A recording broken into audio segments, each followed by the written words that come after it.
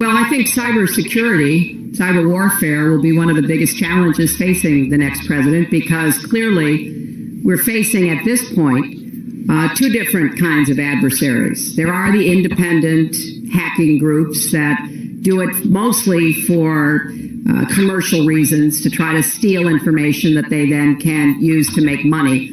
But increasingly, we are seeing cyber attacks coming from states, organs of states. The most recent and troubling of these has been Russia. There's no doubt now that Russia has used cyber attacks against all kinds of organizations in our country, and I am deeply concerned about this. I know Donald's very praiseworthy of Vladimir Putin, but Putin is playing a really tough, long game here. And one of the things he's done is to let loose cyber attackers to hack into government files, to hack into personal files, hack into the Democratic National Committee. And we recently have learned that, that this is one of their preferred methods of trying to wreak havoc and collect information. We need to make it very clear, whether it's Russia, China, Iran, or anybody else, the United States has much greater capacity.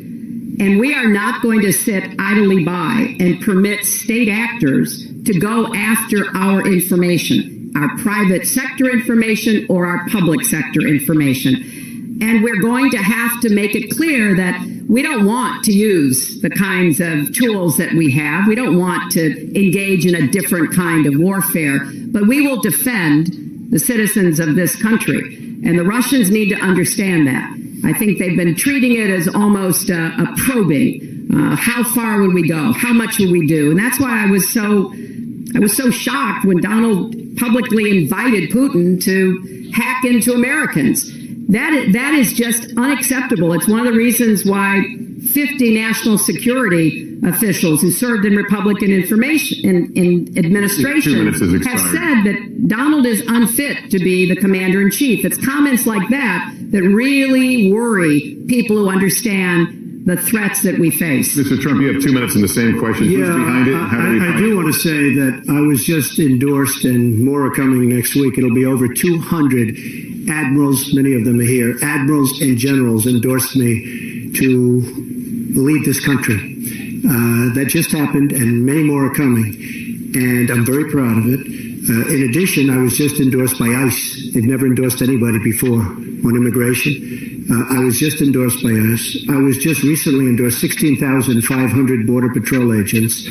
So when Secretary Clinton talks about this, I mean, I'll take the admirals and I'll take the generals any day over the political hacks that I see that have led our country so brilliantly over the last 10 years with their knowledge, okay? Because look at the mess that we're in. Look at the mess that we're in. As far as the cyber, I agree to parts of what Secretary Clinton said.